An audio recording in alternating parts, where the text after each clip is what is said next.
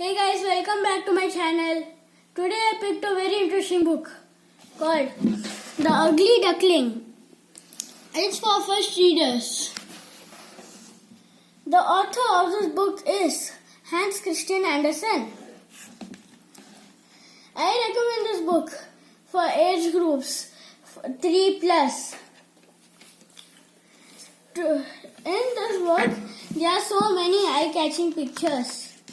And there are also new words at the last page. Today, when I reread this book, I felt that why did they keep a word called ugly? Everybody looks beautiful in their own way. I can read the brief to you. When Mother Duck's last egg hatches, she has a big surprise. Instead of another fluffy yellow duckling, out pops a big grey duckling.